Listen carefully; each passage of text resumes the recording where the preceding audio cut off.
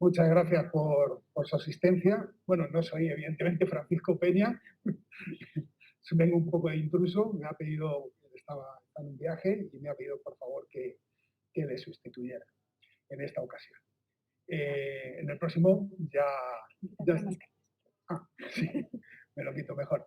En el próximo ya será el que continúe haciendo las presentaciones de este programa.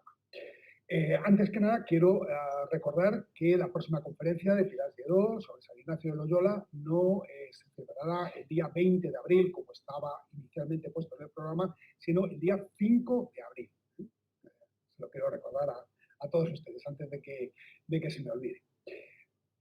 Bueno, y entramos ya pues, en la presentación de Olaya García, que bueno, es la persona que va a dar la conferencia hoy. Olaya es licenciada en Historia por la Universidad de Alcalá, ha realizado cursos de especialización en Salamanca, en Bolonia y en París. Y se especializó sobre todo en Historia antigua de Persia. Impartió clases en la Universidad de Alcalá antes de iniciar un periplo que le llevó pues, por a residir en diferentes ciudades europeas. En la actualidad combina la docencia, es profesora de Historia de la Literatura y la traducción literaria con su principal dedicación, que es la escritura. Tiene bastantes trabajos de investigación y de ensayo, todos ellos referidos naturalmente a la antigüedad, en la que bueno, pues podemos citar Expansión y Conquista, el argumento de sanción territorial en tiempos de los primeros sasánidas, el matrimonio consanguíneo en la Persia aqueménida, la perspectiva griega, barbarie o propaganda oficial, la captura de Valeriano, el matrimonio consanguíneo en la Persia sasánida, o relaciones consanguíneas en la mitología y su reflejo en el orden social. Como digo, también es traductora, ha hecho la traducción de muchísimos libros, algunos de autores muy conocidos, como Stendhal, por ejemplo, La abadesa de Castro, de Flaubert, Noviembre, o de Gautier, El fantasma de la ópera, entre muchas otras traducciones, muchísimas traducciones hechas, ¿no? Pero donde más ha trabajado en los últimos años y donde bueno, que es más conocida, ha tenido una proyección más importante, es evidentemente como novelista, ¿no? Cultiva sobre todo la novela histórica ambientada en la antigüedad tardía o en el siglo de oro, los periodos que desde luego mejor conoce por sus estudios y por sus investigaciones profesionales. En menor medida también se ha dedicado a la narrativa contemporánea. Tiene publicado bastantes novelas, Al-Asir, Rey de Persia, en el año 2005, Las puertas de seda, en el 2007, El Jardín de Hipatia, en el 2009, lo publicó antes de la película la película tan famosa que es sobre Hipatia, El rito de paso en 2014, En tierra de nadie en 2016, El taller de los libros prohibidos, que, bueno, pues una parte del trabajo de investigación que realizó para hacer esta novela en el 2018 es de lo que nos va a hablar hoy. No quiero adelantarles mucho más, pero luego sí que les digo que es una novela que si no la han leído se la recomiendo encarecidamente, porque a mí realmente me sorprendió, me pareció una novela muy bien construida, muy bien documentada. A veces cuando uno lee novelas históricas, bueno, pues se da cuenta de la excesiva libertad que se toman algunos autores, tanto en personajes como en hechos, modificando, transformando absolutamente lo que es la realidad. Olaya no, Olaya es tremendamente rigurosa, evidentemente crea personajes de ficción, pero lo combina con personajes reales, ¿no? Y bueno, a mí me parece que es una novela muy redonda, la verdad es que le quedó excelente y bueno, pues yo de verdad que la recomiendo porque nos muestra muchísimo el mundo de la imprenta y de las librerías, de los libros en el Alcalá pues, del siglo XVI-XVII y sobre todo desde la perspectiva además de las mujeres, ¿no? Lo cual pues, es especialmente interesante. Y hace 2 años pues, publicó Pueblo sin rey, que también es una novela, igualmente que la anterior, ambientada en este caso en parte en Alcalá. toca el tema de la revolución, o revuelta, como quieran, de las comunidades de Castilla, y está contigo ambientada pues, en Alcalá, en Toledo, en Madrid, en diferentes lugares. Es una novela también muy bien documentada, muy bien construida, mucho más, no tan, con un ámbito tan limitado como el taller de los libros prohibidos, sino que es muchísimo más amplio, porque claro, está tocando muchísimos sucesos históricos que se van dando en el tiempo de la Revolución de las Comunidades, es decir, entre 1520 hasta abril de 1521, es un periodo más dilatado, pero también es una novela francamente interesante y también que igualmente recomiendo, ¿no? Y bueno, no quiero quitarle más espacio y hoy, pues como digo, pues nos va a hablar de las impresoras complutenses, las impresoras de Alcalá en los siglos XVI y XVII, y especialmente nos va a hablar de María Ramírez, una librera. Bueno, ella nos va a descubrir la importancia de este personaje. Así es que, bueno, pues espero que lo disfruten como yo disfruté leyendo su libro. Muchas gracias.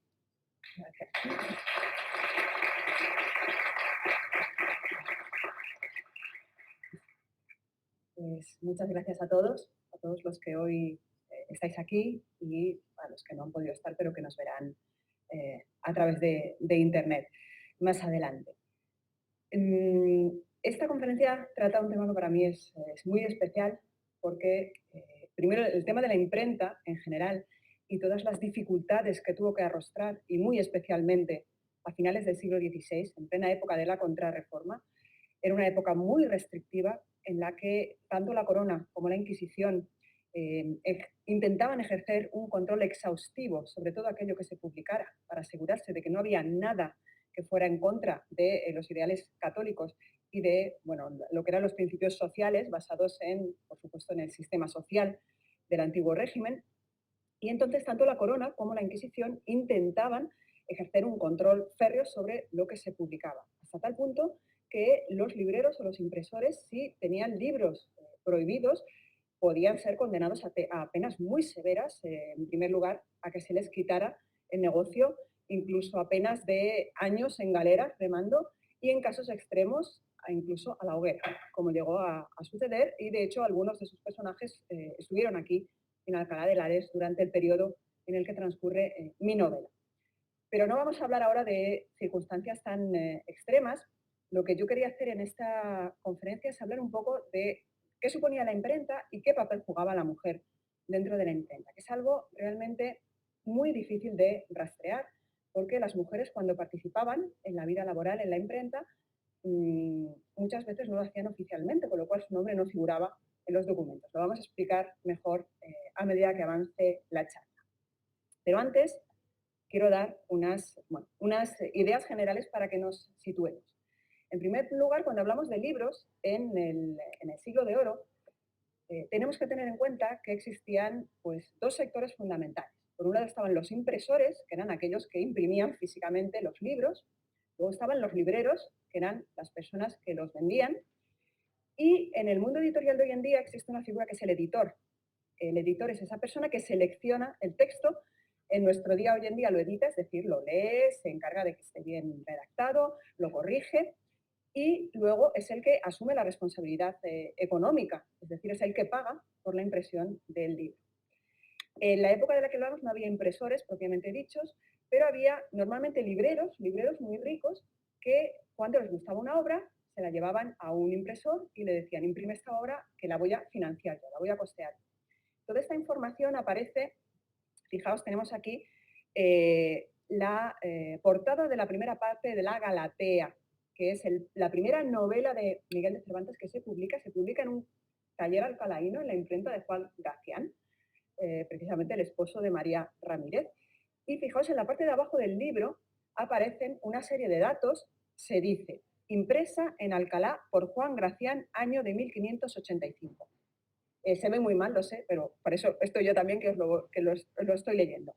Ese es el impresor. El impresor, según la ley, en Castilla tenía que poner siempre su nombre. ¿Por qué? Porque si resulta que ese libro contenía contenido, pues, digamos, susceptible, que no gustaba a la Inquisición o que no gustaba a la Corona, pues ¿A quién buscaban primero? Al impresor, que era el culpable de haber llevado ese libro a la imprenta.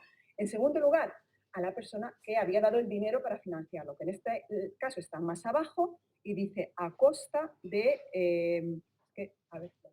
a costa de Blas de Robles, mercader de libros. Blas de Robles era el librero oficial del rey, vivía en Madrid, en esta época era de Alcalá, pero ya se había trasladado a Madrid, que era donde estaba la corte en este momento. Conocía personalmente a Juan Gracián y entonces fue Blas de Robles el que leyó el manuscrito de la Galatea de Cervantes y se lo trajo a Gracián para que Gracián lo imprimiera. Entonces, estas personas responsables siempre aparecían.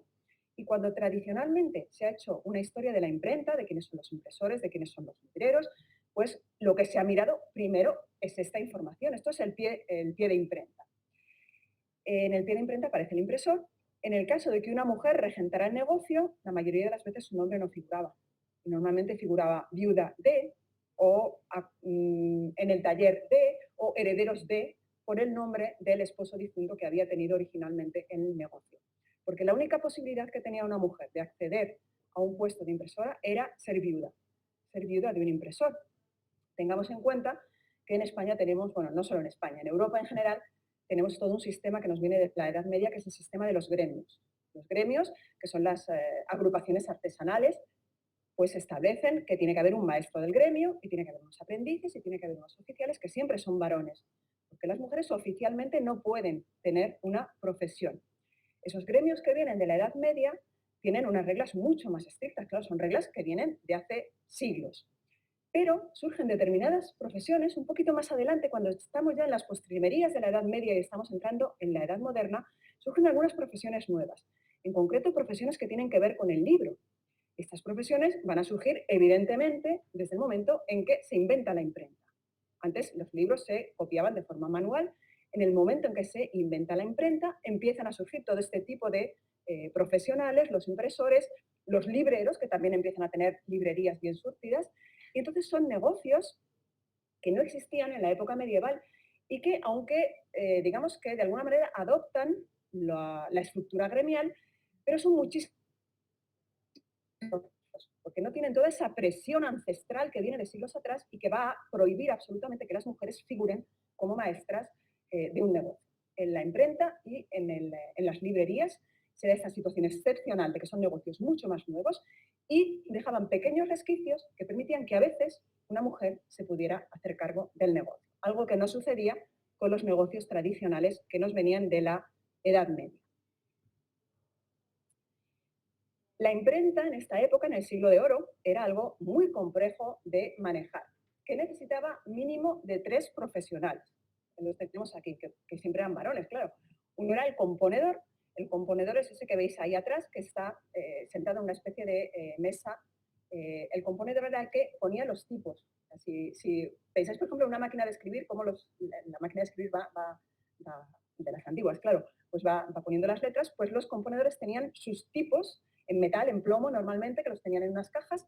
Entonces a ellos les daban los originales de lo que había que imprimir y entonces decía, a ver, aquí va una, aquí una B, aquí una C, aquí un punto, aquí una mayúscula. Lo iban cogiendo de la caja de tipos e iban formando con esos tipos la base de plomo que después se le ponía la tinta y formaba lo que llamaban la forma. No vamos a decir la página porque cuando imprimían en un formato, o sea, la forma era el formato que se llamaba de afolio, que es, si habéis visto, por ejemplo, los misales, o mejor dicho, los libros de cánticos que tienen en los coros de las iglesias medievales, es el formato original de una forma. Normalmente los libros eran más pequeños. ¿Eso qué significa? Que la forma original, que es el pliego, se dobla. Se puede doblar 2 veces y tenemos un formato parecido a lo que hoy sería pues, un DIN A3.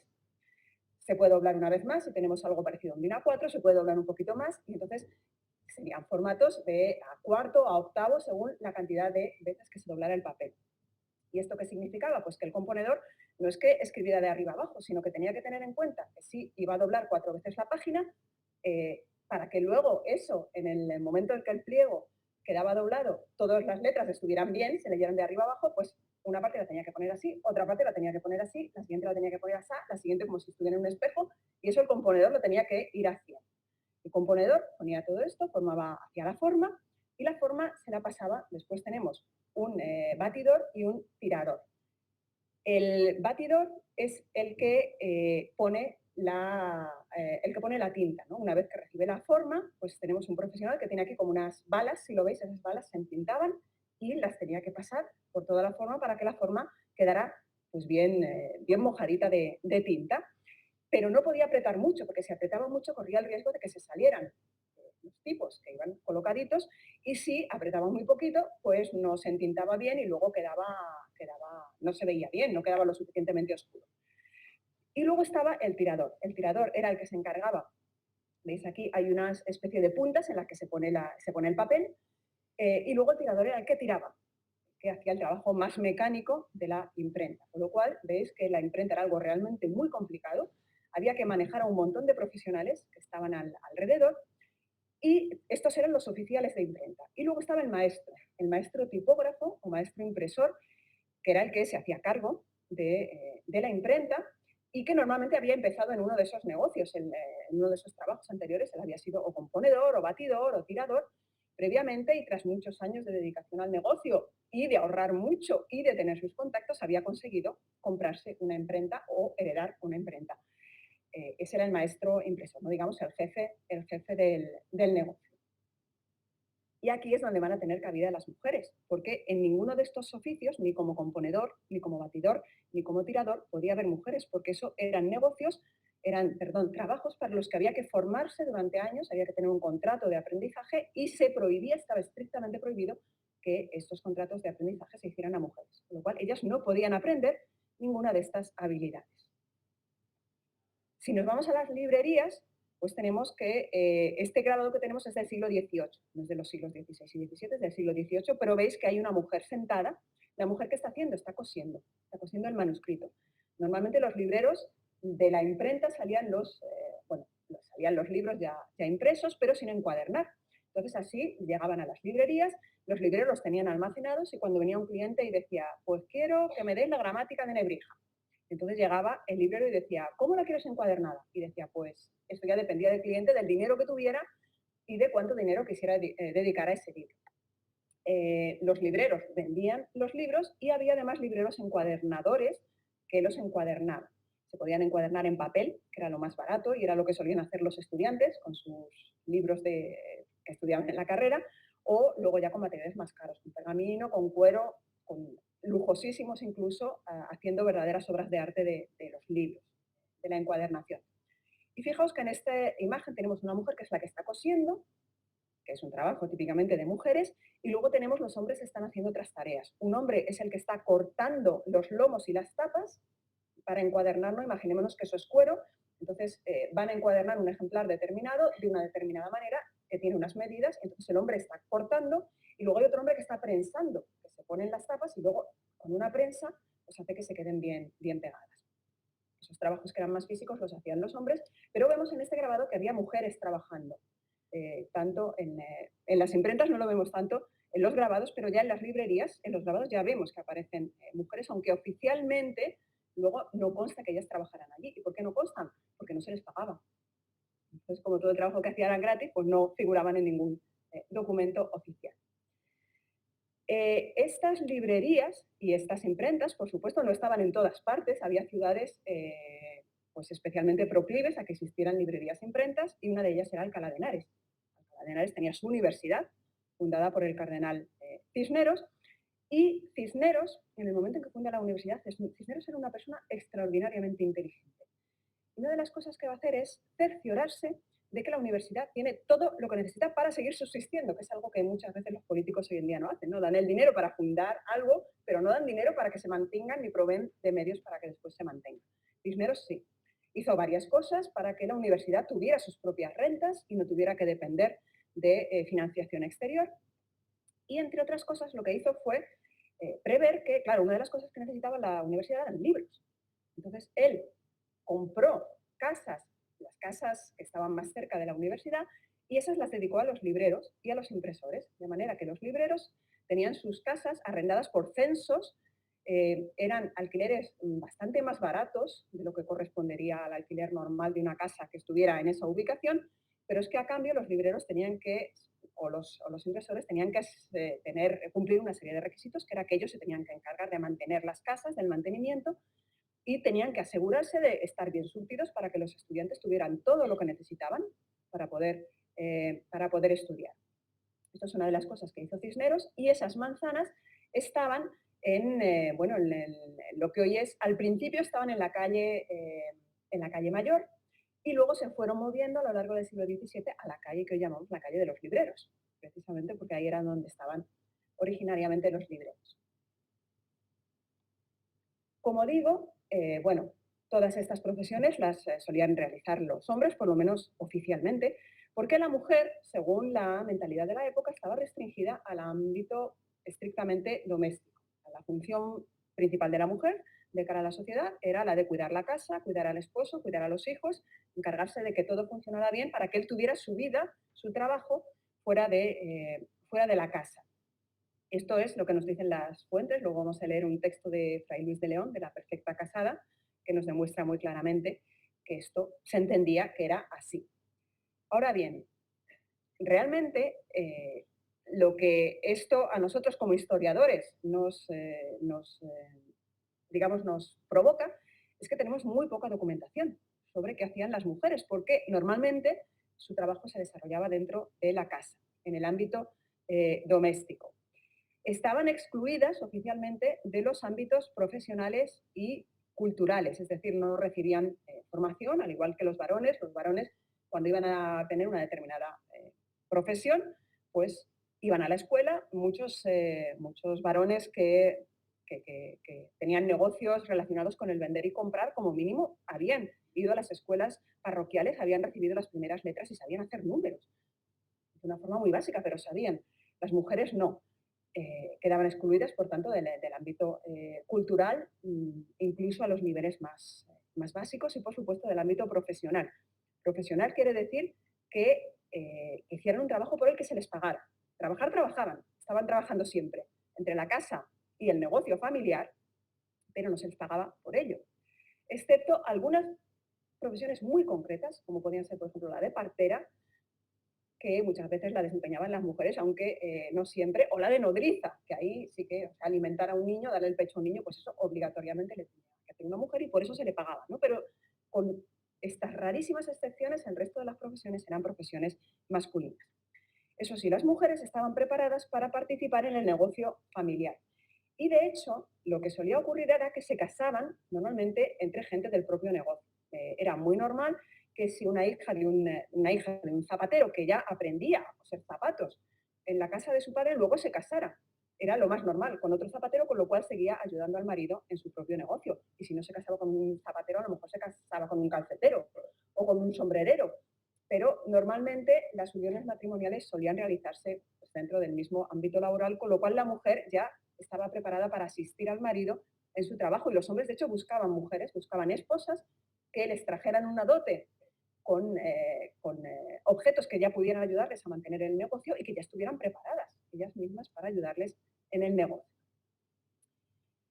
En el caso de los impresores, bueno, los impresores, los maestros, tipógrafos, solían tener lo que se llamaba la casa imprenta. Es decir, ellos tenían una casa en la que tenían las imprentas de modo muy variable. Las grandes imprentas a lo mejor tenían 6. O sea, los grandes maestros tipógrafos a lo mejor tenían 6 imprentas, otros tenían 2 o una imprenta, y tenían, por tanto, el local donde tenían las imprentas y donde se realizaba todos estos trabajos que hemos visto, y además estaban obligados a ofrecer un contrato a sus oficiales, que si los oficiales querían, podían residir en casa del maestro. Y normalmente lo hacían así, vivían en la casa del maestro hasta que se casaban. Si conseguían una esposa, pues ya se mudaban con su esposa, tenían casa propia, pero hasta que llegaba ese momento normalmente residían en la propia casa del maestro, con lo cual el maestro tenía que tener habitaciones para que vivieran sus propios empleados y darles la comida.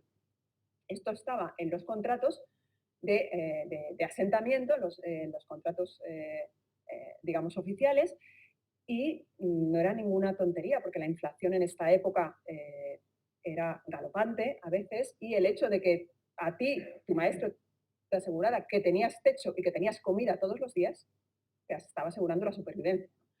Entre otras cosas, también te pagaba el médico si lo necesitabas. No todas estas cosas estaban en los contratos. Entonces, ¿qué hacían las mujeres? Pues las mujeres tenían que ocuparse. Una mujer de un maestro tipógrafo tenía que ocuparse de mantener una casa con mucha gente, con muchos oficiales, con las sirvientas, los criados, ocuparse también normalmente de cosas relacionadas con la imprenta, de los trabajos que normalmente hacían los aprendices cuando empezaban. Por ejemplo, era mojar y secar el papel, ¿no? El papel se tenía que mojar un poquito, ligeramente antes de ponerlo en la prensa, y luego se colgaba en unas pinzas como la ropa y se secaba hasta que la tinta estaba bien seca, porque si en ese momento tú lo rozabas con otro papel se iba toda la tinta, ¿no? Entonces había que secarlo.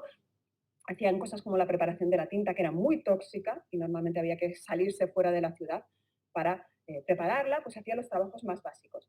Y otra de las cosas que podía hacer, si la mujer era letrada, si sabía leer, era leer los manuscritos y asegurarse de que una vez que estaban imprimidos, decir al marido, pues mira, tenemos estas faltas, tenemos estas erratas, porque luego había que sacar una fe de erratas, una vez que el libro estaba imprimido, que siempre tenían erratas, hoy en día también, pues se sacaba una fe de erratas al final y decir, por la página tal, donde pone tal, quiere decir tal cosa.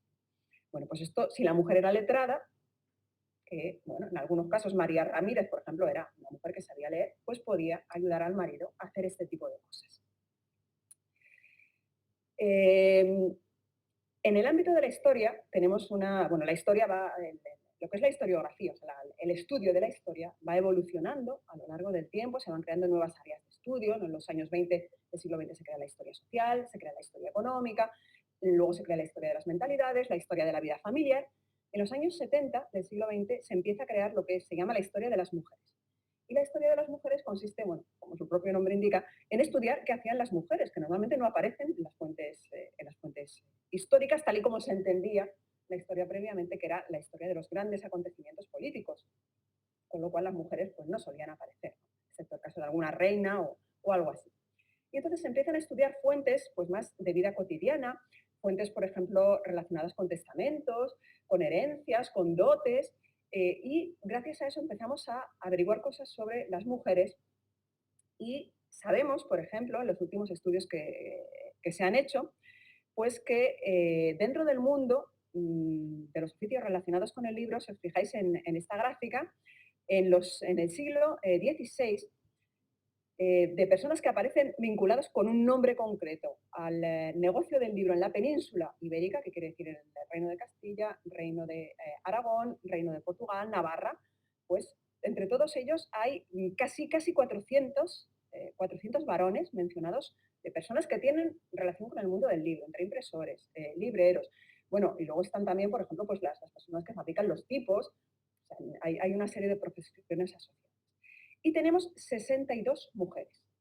Frente a 400 hombres asociados al negocio del libro, tenemos 62 mujeres, de las cuales que sean propiamente profesionales del libro son muy, muy, muy poquitas, porque la mayoría de las mujeres que vemos asociadas al mundo del libro son esposas de tipógrafos que nos consta en algún documento oficial que están casadas con un maestro tipógrafo y que en su dote le han aportado tales prensas o tales cosas, ¿no? ¿Veis la disparidad que existe? Y luego dentro del negocio de los libros, entre las mujeres, pues veis aquí esta gráfica que he hecho, un 67% de las mujeres que aparecen mencionadas están mencionadas en el ámbito específicamente de la imprenta. Después hay un 10% que están vinculadas al de la imprenta o librería, un 17% a las librerías y después un 6% a las librerías o editoras. Editoras hay muy pocas. Vamos a tener, en Alcalá tenemos una, la única que aparece en todo el siglo XVI. Antes de entrar con las impresoras, voy a hacer una pequeña mención a las libreras. Las libreras, o sea, hay muchas menos fuentes sobre mujeres libreras que sobre mujeres impresoras. Y uno de los pocos nombres de mujeres libreras que tenemos asociadas a Alcalá en el siglo XVI tiene que ver precisamente en el año en el que yo ambiento mi novela, es el año de 1572, porque es un año fatídico para las librerías y las imprentas, porque primero Felipe II saca una pragmática con la cual hace que se revisen todas las librerías de España y que los alguaciles se lleven todos aquellos libros que no seguían al pie de la letra las directrices dadas por el Concilio de Trento. Y aquí es que había un problema, porque según el Concilio de Trento había que hacer unos misales nuevos, modificados con respecto a los anteriores para pulir todas aquellas cosas que dieran lugar a conflicto de interpretación con respecto a la doctrina protestante. Y esos misales, de repente, en el momento que se termina el Concilio de Trento, es como que toda cristiandad necesita tener, bueno, todo el mundo católico necesita tener sus misales ya, o sea, mañana. Se tarda mucho en imprimir todos esos libros. Y en Castilla además había una legislación especialmente sofocante. Había que seguir un proceso. Primero, el impresor tenía que llevar un manuscrito al Consejo Real, que se lo daba a su vez a la Inquisición. Entonces había un inquisidor que leía ese manuscrito, lo que tardara en leerlo, y daba un informe favorable o desfavorable. Decía, bien, el manuscrito se puede publicar tal cual, o no, esto y esto y esto hay que cambiarlo, o directamente fuera, este manuscrito no se puede publicar. Entonces eso volvía al impresor, y entonces el impresor, si había que hacer correcciones, hacía las correcciones, volvía a mandar el manuscrito. De nuevo lo leía un inquisidor y decía, vale, ya está bien. Entonces en ese momento lo recibía el impresor, se ponía a imprimirlo y luego ya, después de que estaba imprimido, tenía que mandar otra vez un ejemplar de nuevo a la Inquisición para que el inquisidor lo volviera a leer y dijera, sí, efectivamente, palabra por palabra corresponde al texto que yo he aprobado. Claro, nos podemos imaginar que en Castilla, con todo esto, no se podían hacer los libros de hoy para mañana. Y Felipe II estaba exigiendo que hubiera misales nuevos cuando al mismo tiempo él había impuesto una legislación tremendamente restrictiva que impedía que los libros se publicaran a gran velocidad. Esos libros estaban publicando en Flandes, que formaba parte de la corona, pero que no tenía esas leyes tan restrictivas que tenían en Castilla, ¿no? Y ahí estaba Plantino publicando libros a más no poder, misales, tan rápido como podía, pero no eran suficientes. Entonces, ¿qué pasaba? Que los libreros no habían recibido misales para distribuir a todo el mundo los nuevos, porque es que no se habían imprimido todavía. Y Felipe II llegó un momento en que dijo, bueno, vamos a ver, ¿por qué no están los misales nuevos? Y se fue a las librerías y empezó a requisar, empezó a ver todos los libros que había. Esto fue en el año de 1572. Y entonces, o sea, fijaos lo que hizo. Si es que llegaron los alguaciles y se empezaron a llevar libros que los libreros no tenían actualizados, pero entre otras cosas porque no los podían tener. O sea, es que era imposible desde un punto de vista material. Entonces, en esta lista de todos los libros que se llevaron y los libreros a los que les quitaron los libros, tenemos que la persona a la que le quitaron mayor número, bueno, Andrés de Angulo no está. Andrés de Angulo era el principal impresor y además era librero, y ahí tenía tantos libros que directamente el alguacil dijo, bueno, dame la llave, porque yo esto no me lo puedo llevar, o sea, físicamente no me lo puedo llevar ni en carretas, dame la llave y te cierro el almacén de la librería.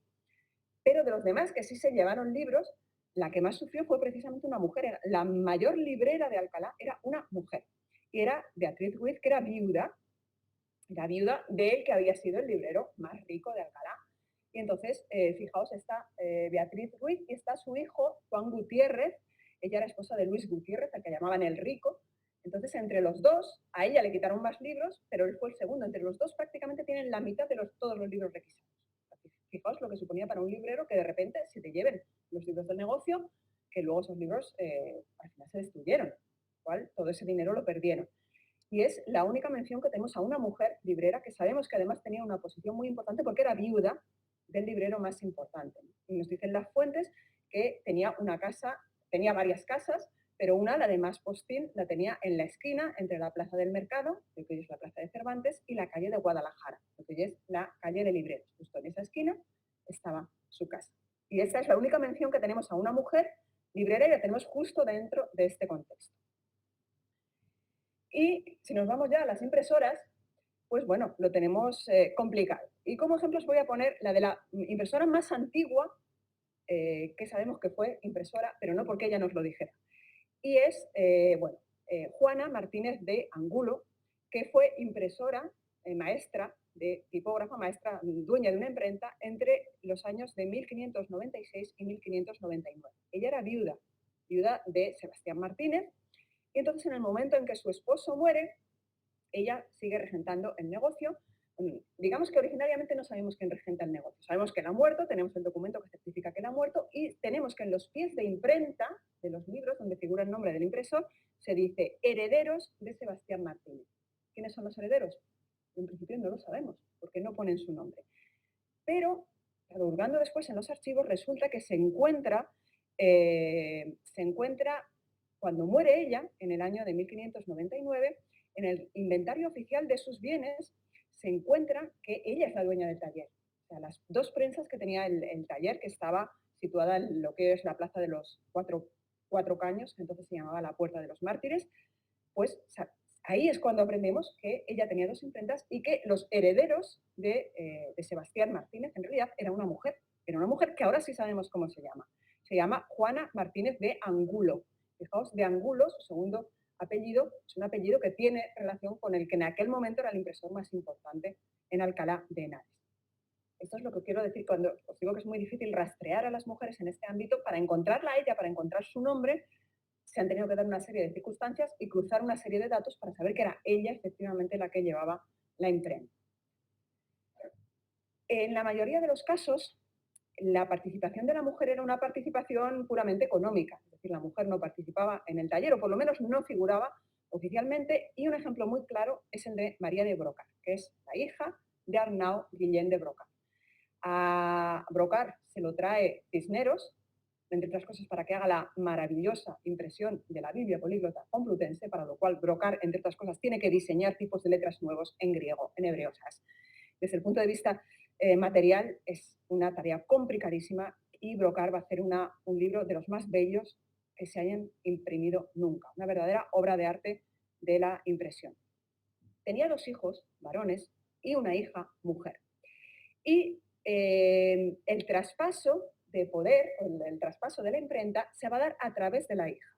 Es decir, Arnau Guillén de Brocar va a traspasar su imprenta a su yerno, Miguel de Eguía, que también viene a Alcalá, porque él se casa con la hija, se casa con María. Y entonces María le pasa, con la dote, al casarse, le pasa 2.000 ducados y 2 prensas con sus cajas de tipos, que después Miguel de Eguía vendería a sus cuñados, a Juan y Pedro de Brocar, por 100 escudos.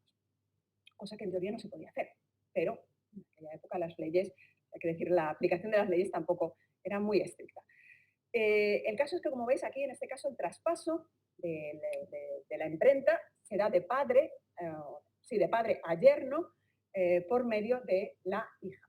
Y además es que hasta tal punto llega la cosa que Brocar tenía el privilegio de las obras de Antonio de Nebrija, entre ellas la gramática, que generaba muchísimo, muchísimo dinero. Y ese privilegio, bueno, el privilegio es cuando un impresor pagaba un dinero a la corona para ser el único que tenía derecho a imprimir esa obra durante los años que durara el privilegio. Nadie más podía imprimir esa obra, solo él. Si era una obra que daba mucho dinero, solo la podía imprimir él, con lo cual se llevaba él todo el dinero. Esto pasó con los libros de Nebrija. El privilegio lo tenía Arnau Guillén de Brocar y se lo pasa a su hija, y su hija María se lo pasa al marido, se lo pasa a Miguel de Eguía, que va a ser el que tenga el privilegio hasta que finalmente lo recuperan los hijos de Nebrija. Todo esto lo sabe Vicente mucho mejor que yo, pero bueno, aquí solo os doy una pincelada general. Y luego, pues cuando María muere, pues Eguía contrae matrimonio con una mujer pues, también mucho más joven, que es Lucía de Rosas, que también le aporta una dote muy especial. Entonces, tradicionalmente se ha considerado que el papel fundamental de la mujer en este negocio, en el de la imprenta, era el de ser transmisora del negocio y mantenedora o sustentadora del negocio por medio de la dote que ella aportaba y que contribuía a robustecer realmente el negocio del marido. Pero aparte de eso, ha habido mujeres que han ejercido realmente como impresoras. Y la más antigua de la que tenemos el nombre es precisamente María Ramírez. María Ramírez es esposa de Juan Gracián, que es el editor que edita La Galatea. Entre otras cosas, ¿no? Juan Gracián es un editor muy importante de esa época. Y entonces, cuando su esposo muere, en 1587, María se hace cargo de la imprenta, se hace cargo de los tipos de su esposo y empieza a publicar. Y en un principio su nombre no aparece. En sus pies de imprenta siempre va a aparecer viuda de Juan Gracián. O sea, desde el momento en que aparece esto sabemos que ya Juan Gracián ha muerto y que la que lleva el negocio es su viuda. Viuda de Juan Gracián, esto sucede en el año 1587. O herederos de Juan Gracián, o Juan Gracián que sea en gloria, es decir, siempre aparece el nombre del esposo, no el de la mujer. Pero María Ramírez va a dar su nombre y en una edición muy concreta, que es Selva de Aventuras de Jerónimo Contreras, que ella publica en el año 1600. Lo significativo de este libro era un bestseller de la época. Era una novela bizantina, una novela de viajes, de un enamorado que recorre medio mundo hasta que finalmente vuelve con su amada, y tuvo muchísimo éxito editorial y se hicieron dos ediciones. La segunda la hizo precisamente María Ramírez y le puso su nombre. Aquí no puso herederos de Juan Gracián ni viuda de Juan Gracián. Podemos preguntarnos por qué. Yo, que la he estudiado para la novela, mi impresión, mi respuesta es que Juan Gracián era un editor que ponía muchísimo cuidado en publicar obras digamos, de literatura elevada, por así decir. Publicó, por ejemplo, la gramática de Vitruvio, publicaba obras científicas, era un editor al que le importaba mucho publicar libros que compraban pocas personas, pero que era muy importante porque realmente contribuían a la difusión de la cultura, de ramas fundamentales de la cultura. Mientras que María lo que va a hacer es publicar un bestseller. Con su propio nombre va a publicar una novela de aventuras y esto realmente va en contra de lo que había sido la, digamos, línea editorial de su esposo. En el momento en que ella decide romper con la tradición que tenía su esposo en su imprenta, ella lo va a firmar con su nombre. Esta es la interpretación que yo doy a este hecho porque me parece especialmente significativo y, como os digo, es la primera mujer que va a poner su nombre en Alcalá de Henares, la más antigua, que va a poner su nombre como en el pie de imprenta como impresora. Y una cosa que también sucede es que colabora con una librera de la que solo tenemos el nombre, María Tomás, pero en una de sus ediciones, que normalmente los libreros, los editores eran varones, eran libreros, pero hay una que aparece, que es una mujer, María Tomás. No tenemos más datos sobre ella, pero sabemos que como mínimo en esta época había también otra librera en Alcalá de Henares que trabajaba también como editora y que era María Tomás. En el taller de Juan Gracián se va a imprimir La Galatea en el año de 1585. Como os digo, es la primera novela de Miguel de Cervantes y quedaos con este dato porque cuando acabe la conferencia vamos a ver una actuación de unos actores que van a representar un texto que yo escribí que, bueno, representa tal y como yo imaginaba que pudo ser la entrevista que mantuvo Juan Gracián y su esposa María con Blas de Robles en el momento en que él acudió a proponerles que publicaran la Galatea de Cervantes. Con respecto a impresoras mujeres que tengan conexión con Alcalá, más o menos, no hay muchas. Tenemos, por ejemplo, a María Rodríguez de Ribalde, que en realidad ella trabaja en Madrid, pero tiene cierta conexión con Alcalá, ahora os lo comento. Ella es viuda de un impresor que se llama Pedro Madrigal, que sabemos que tenía una imprenta en lo que hoy sería la calle de Atocha, concretamente en el número 87 de la calle de Atocha, y era una imprenta grande, con seis prensas, nada menos. Entonces ella va a quedar viuda de Pedro Madrigal y prácticamente un año después se va a volver a casar con otro maestro tipógrafo, con otro impresor que es Juan Íñiguez de Lequerica, que trabaja en Alcalá de Henares, ¿no? Es contemporáneo a Juan Gracián y a María Ramírez. Entonces, él va a seguir imprimiendo en su taller de Alcalá, ella, casados ya, va a seguir imprimiendo en el taller de Madrid, en la imprenta de su primer marido, porque han tenido un hijo. Han tenido un hijo que se llama Pedro de Madrigal, al igual que el difunto padre, y que se casa con una mujer que se llama María de Quiñones. El hijo muere y entonces se quedan con la imprenta, la madre y la viuda del hijo. Pero la viuda del hijo se vuelve a casar con otro impresor que es Juan de la Cuesta. Juan de la Cuesta es un impresor muy importante. Entre otras cosas va a ser el que imprimirá la primera parte del Quijote en 1605 en Madrid. Bueno, pues el caso es que en esta época, en 1605, está casado con María de Quiñones y en 1607 sucede una cosa extraña y es que Juan de la Cuesta se va a Sevilla, no volvemos a saber de él y deja poderes a su mujer y en este caso, a la madre del primer marido de su mujer, es decir, a María Rodríguez Ribaldes y a su mujer, María Quiñones, para que se hagan cargo ellas oficialmente de la imprenta. Durante muchos años, o durante varios años, mejor dicho, entre este año de 1607 y 1633, Juan de la Cuesta va a seguir publicando, es decir, en realidad su mujer y la ex suegra o la suegra del primer marido van a seguir publicando obras muy importantes, entre ellas la segunda parte del Quijote, los trabajos de Persiles y Sigismunda.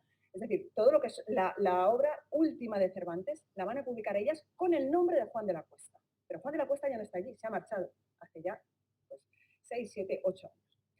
Y llega un momento determinado, no sabemos por qué razón, pero María de Quiñones, a partir de 1633, empieza ya a poner su propio su propio nombre en los pies de imprenta. Hasta ese momento ha publicado con el nombre de su esposo, que no sabemos cómo acabó, ni cuándo murió, ni dónde se fue, si se fue a América, qué pasó con él, no lo sabemos, pero ella sigue publicando y a partir de 1633 dice, pues, publico con mi propio nombre. y va a publicar obras de Lope de Vega, de Calderón de la Barca, o sea, va a estar en contacto con los mejores escritores del momento y con los mejores libreros del momento. Esto para que os hagáis también una idea de cómo funcionaba este nombre. María de Quiñones no empieza a publicar, pues su nombre está un momento muy avanzado. Otra impresora, por ejemplo, María Fernández. María Fernández, que es una impresora de Alcalá, es viuda de Antonio Vázquez, que había sido el impresor de la universidad. Era un título muy codiciado, ella lo va a heredar de su esposo y lo va a defender hasta la muerte, aunque había otros impresores varones que decían que, bueno, que eran más meritorios. Entre otras cosas, la calidad realmente del taller desciende en el momento en que ella se hace cargo. Esto suele suceder cuando una viuda se hace cargo del taller del difunto esposo, entre otras cosas, porque tiene que mantener el equipo, que es un equipo que se va avejentando, los tipos cada vez están más estropeados, imprimen peor, esto sucede. Bueno, en el caso de María Fernández también sucede, y ella sí que va a publicar con sus pies de imprenta y va a defender hasta el momento de su muerte que ella tiene que mantener ese título de impresora de la universidad que ha heredado de su esposo. Y luego tenemos otro ejemplo de transmisión dentro de la propia familia que sí que se da en Alcalá, y tenemos en primer lugar a una mujer de la que no conocemos el nombre.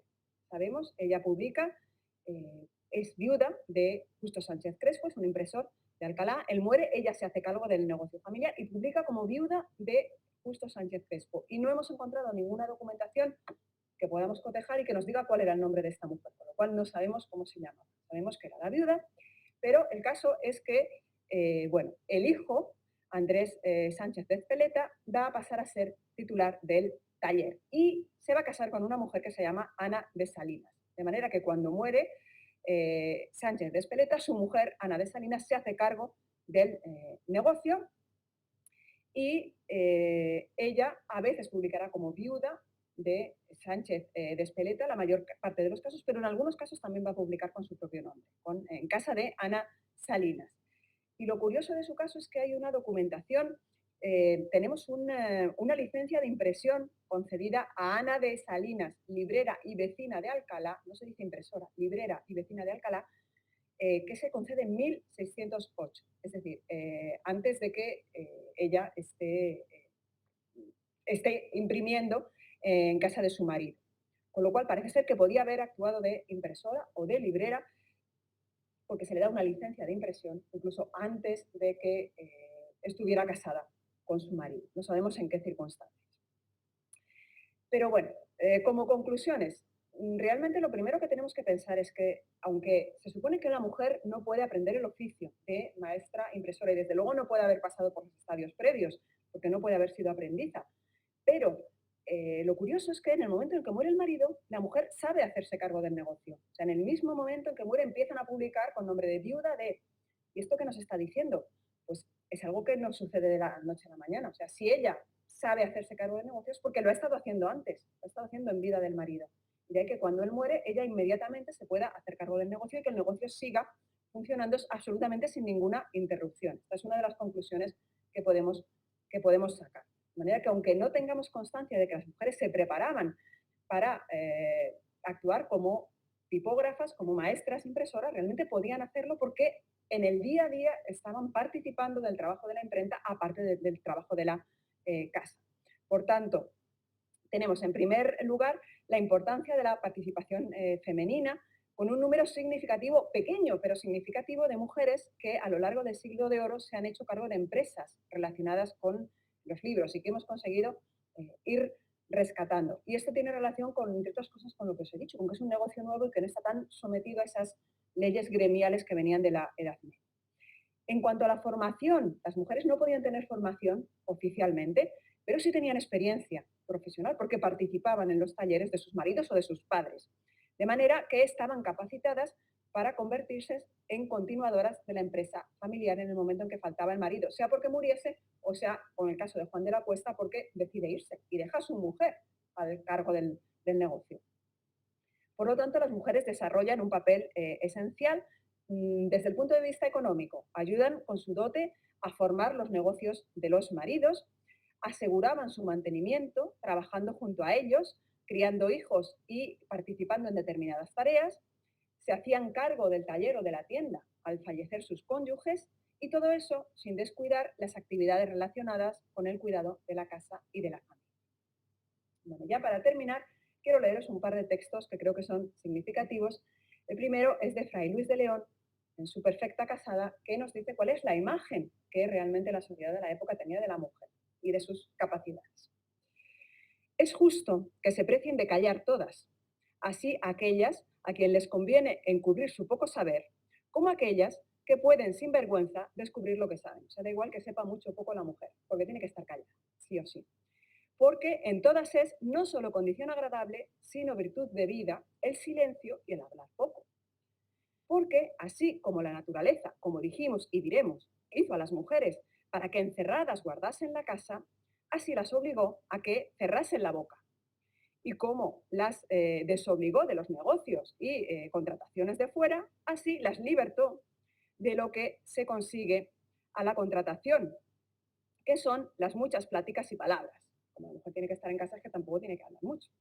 Así como a la mujer buena y honesta, la naturaleza no la hizo para el estudio de las ciencias ni para los negocios de dificultades, sino para un solo oficio simple y doméstico. Así les limitó el entender y por consiguiente les tasó las palabras y las razones. Eso era lo que pensaba la sociedad de su época. Pero tenemos a mujeres que, pese a las dificultades, nos van a demostrar que esto no es así. Dificultades porque, en primer lugar, las mujeres en general no se formaban, no iban a la escuela, no aprendían a leer ni a escribir, con lo cual, ¿cómo vamos a saber lo que pensaban si no lo dejaban escribir? Pero algunas pocas sí. Y entre ellas tenemos a Jerónima Galés. Jerónima Galés es una impresora, y por eso la pongo aquí, es una impresora en este caso valenciana, ¿no? Hemos dicho que las grandes imprentas estaban asociadas normalmente a ciudades importantes o a ciudades universitarias. En la Corona de Aragón las grandes imprentas estaban en Barcelona y en Valencia. Jerónima Galés es una impresora valenciana que fue viuda de dos maestros tipógrafos y ella desarrolló su labor profesional en sus periodos de viudez entre el primer y el segundo marido y tras la muerte del segundo, pero también ayudándolos mientras ellos estaban vivos. Y de hecho hay alguna fuente de la época que nos dice que ella era mejor impresora, por ejemplo, que su segundo marido, que era Huete, que es un impresor famoso también de la época. En un momento determinado, Jerónima Galés, ya estando viuda, o sea, con su propio nombre, pie de imprenta, hay un libro de las historias de Paulo Llobio que ella traduce al castellano. Bueno, no es que lo traduzca ella, ¿no? Ella lo va a imprimir traducido al castellano y va a hacer, a veces los tipógrafos podían hacer los preliminares, que es como la presentación del libro o un prefacio al libro. Entonces ella, fijaos lo que dice, nos va a hacer un soneto presentándonos el libro. Un soneto está formado de dos cuartetos y dos tercetos. Los dos tercetos, que es la parte final, 6 versitos, bueno, no son versitos, bueno, son versos de mayo. Bueno, los 6 últimos versos hablan del libro y los 8 versos primeros hablan de su condición y de la condición general de la mujer. O sea, para presentar el libro, ella va a dedicar la mayor parte del poema a decir que qué injusto es que el mundo piense que las mujeres no tienen capacidad para hacer un trabajo. Entonces os voy a leer los 2 cuartetos en los que nos habla de la condición de la mujer. Ella, que era una maestra tipógrafa de las buenas, además hacía ediciones muy cuidadas, muy bien hechas, era una mujer muy reconocida, una persona muy reconocida dentro del ámbito de la edición, o sea, trabajaba muy, muy bien. Y nos dice, puesto que el mujeril flaco bullicio no debe entremeterse en arduas cosas, no, las mujeres no son para cosas difíciles, porque luego dicen lenguas maliciosas que es sacar a las puertas de su quicio. O sea, las lenguas maliciosas dicen que si una mujer empieza a hacer cosas difíciles o complicadas, que eso es como algo que va contra la naturaleza, ¿no? Que es sacar las cosas de quicio. Y entonces ella dice, si el voto mío vale por mi oficio, si puedo hablar yo, que tengo ya práctica, que llevo desarrollando un oficio, un trabajo durante mucho tiempo, si el voto mío vale por mi oficio y haber sido una entre las más curiosas, que de ver e imprimir las más famosas historias ya tengo uso y ejercicio. O sea, tengo costumbre de imprimir y además ejercicio, o sea, lo hago con maña, lo hago con saber, realmente domino bien mi oficio. Y esto, luego ya habla del libro en sí, en cuestión, pero nos deja estos 2 cuartetos en el que dice que la opinión general, y ella puede dar testimonio, según su caso concreto, eso no es verdad, en absoluto, como lo certifica su propia vida. Y con esto, pues llegamos al final de la presentación. Os dejo estas imágenes. Hace justo más o menos un año, fue el 8 de marzo del 2021, en la plaza central de Cuadernillos, que no tenía nombre, pues se decidió ponerle un nombre de algo, primero, que estuviera asociado con el mundo del libro, ¿no? Porque es Cuadernillos, y entonces se pensó, ¿qué nombre podríamos poner de alguien asociado con el mundo del libro, que tenga conexión con Alcalá? Y además, pues oye, si es una mujer, mejor que mejor. Y entonces pensaron en María Ramírez. Y bueno, tengo el honor de que me llamaran a mí para descubrir la placa. Y no sé si se llega a leer lo que dicen aquí, pero básicamente en la placa dedicada a la impresora María Ramírez, dice que ella fue la primera que puso su nombre en un pie de imprenta, puso su nombre real en un libro, no firmando solo como viuda de o como heredera de, y que de alguna manera pues, es testimonio de todas esas mujeres que a lo largo de la historia no han podido dar sus nombres. Y con esto termina mi charla. Agradezco mucho la atención que he visto y bueno, yo espero que os haya parecido interesante. A mí es un tema que me apasiona y creo que se nota cuando hablo de ello. Muchas gracias a todos.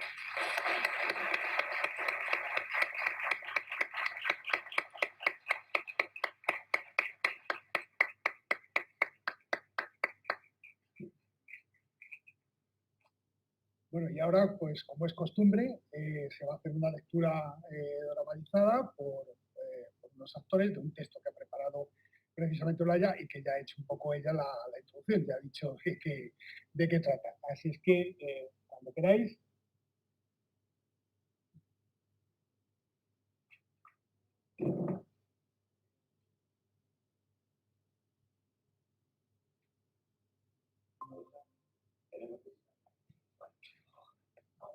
Veamos el párrafo. Como suele decirse, sin demoras, que sois hombre de paz. ¿Qué os trae a nuestra puerta, señor Blas de Robles? El ocio.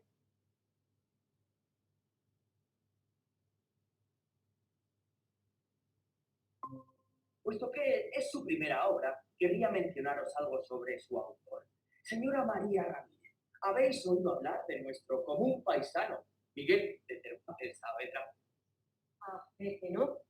¿Y decís que es vecino de esta villa? Nacido en ella, por cierto que sí, y bautizado en la parroquia de Santa María, al igual que vos y yo, aunque hace algún tiempo que su familia se mudó a otros lares.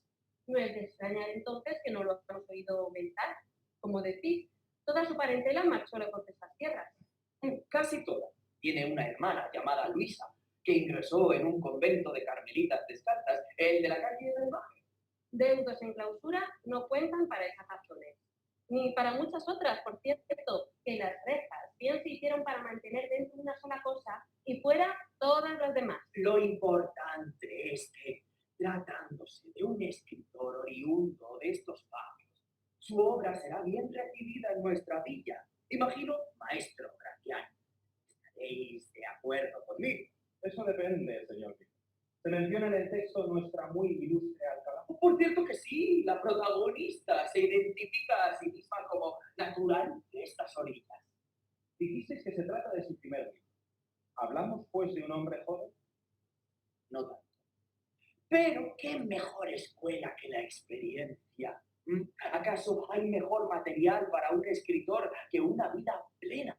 Textos. Razón de más, señor de Robles. Concordaréis conmigo en que es mal presagio el que tratándose de un hombre ya entrado en años, cual es el caso, nunca se haya oído su nombre asociado a libro alguno. No dejéis que ello os mueva a recelo, maestro Graciano. Como bien decís, no se ha oído aún su nombre, pero se oirá.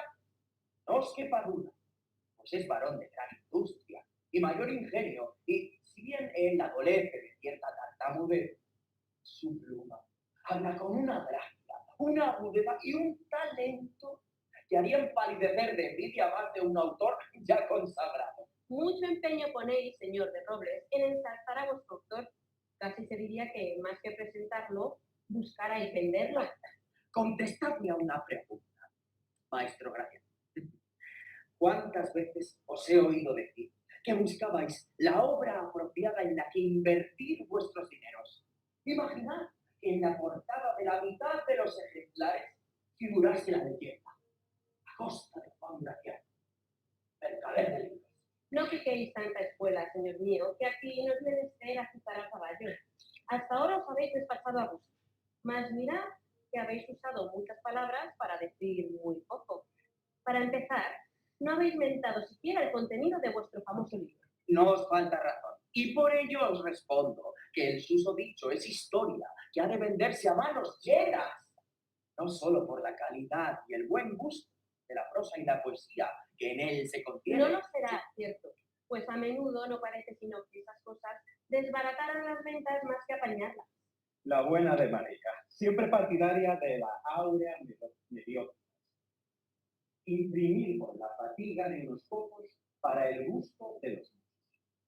De ahí el lema por el que, según ella, ha de regirse este negocio. Por fortuna, maestro Gracián, tenemos entre manos un caso excepcional.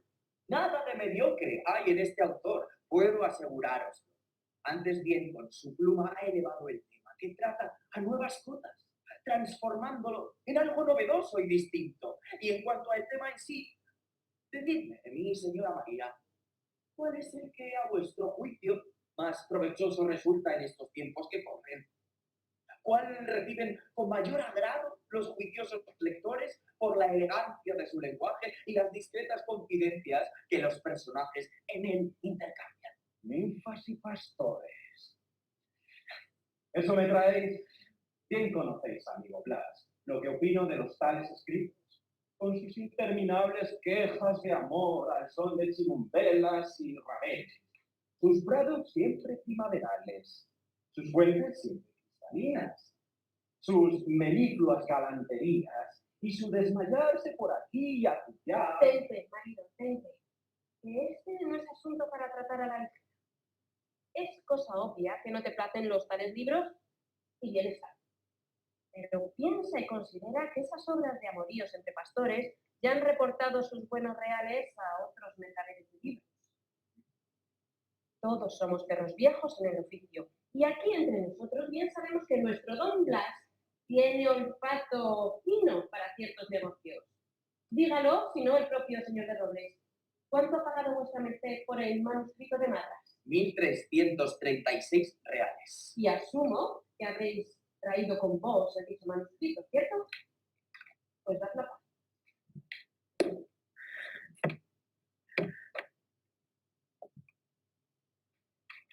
¿Qué opinas, marido? ¿Qué tamaño le calculas en letra de molde?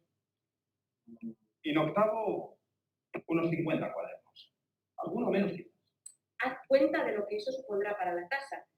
A 3 maravedíes el pliego, para ejemplar en rama vendrá a salir con un total de 150, monedilla más o menos, que eso poco se me da. Considera ahora la edición. ¿Cuántos ejemplares le echas? ¿1000? ¿1500?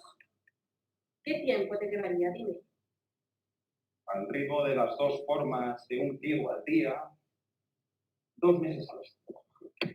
La mitad si tenemos disponible las dos meses. Ahí tienes tus cuentas. Como 2 y 2 son 4. Sabes que te juegas tus caudales, tu casa, tu taller. Es tu decisión. Habla con propiedad, mujer. Dirás mejor nuestros caudales, nuestra casa, nuestro taller. Muy cierta corrección, marido mío, y con todo se queda en agua de borrajas. Los papeles que firmamos con ocasión de nuestra boda te convierten en dueño de todo, aun de tu María y su dote. Pregunta por doquieras, que todos dirán lo mismo. Es tu decisión. Solo tuya. Solo mía, dices. Mal haya el majadero que tal piensa. Basta, bruja, que ni yo soy tan necio, ni tú tan descuidada.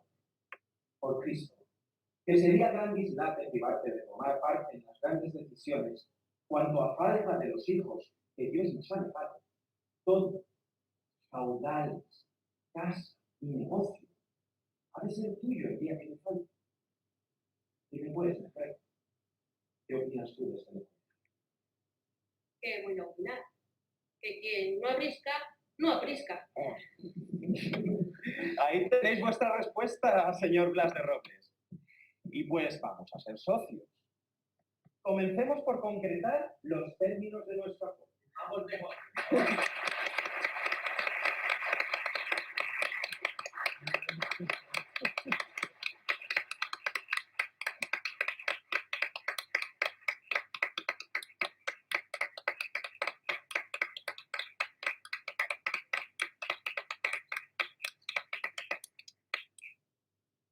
Bueno, pues muchísimas gracias por su asistencia, muchas gracias a los actores y muchísimas gracias a Olaya por su conferencia. Estaba seguro de que no les iba a defraudar y sí, y seguro que no les ha defraudado en absoluto.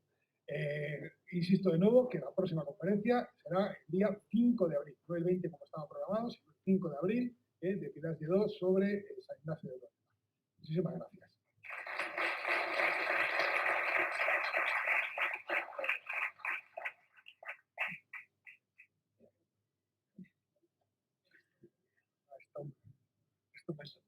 Esto lo escribí para una colección de relatos que hicimos para conmemorar el 500 centenario de la muerte de Cervantes. Entonces quisieron usar relacionados. Entonces yo hice un relato sobre cómo me imaginaba yo que pudo haber sido esa entrevista, ¿no? Entonces, bueno, tiene sus apostillas y tiene sus cosas y lo he quitado solo y he dejado solo la parte del diálogo. ¿Pero lo publicaste eso? Sí, está publicado se llamaba Cervantes tiene quien le escriba. Y pedimos todos nuestros derechos de autor y los beneficios fueron al Banco de Alimentos de Granada. Ahora. Sí. Y entonces, como ya lo tenía escrito, me pareció que, y además eran 2 hombres y una mujer, justo cuadraba todo, así que genial. Es que antes de la pandemia, hice un curso con Peña y nos recomendó el libro. Y me encantó. Lo he traído por si lo queréis. Ay, sí, encantada. Uy, pero no tengo boli. Yo sí. Vale. Efecto profesional. Además es la edición primera, la de tapa dura, porque ahora ya solo se encuentra en bolsillo. Ah, bueno, pues no sé, lo compré. Justo lo hicimos nos organizaron desde no sé cuánto. Sería el 2019 o así. O sea que, de hecho, lo tuve que encargar porque ya no lo tenían por aquí. Pero vamos, y disfruté un montón porque además soy de las que lo rayan. Sí, yo también. Lo disfruté mucho porque, claro, como vas conociendo algunas calles y eso, ¿no? Pero pues me hizo mucha ilusión. Sí, algunas ya no tienen el mismo nombre, pero más o menos están casi todas, porque el centro de Alcalá no ha cambiado. Oye, pues Vive, ¿cómo te llamas? ¿A quién se lo dedico? Asunción del Campo.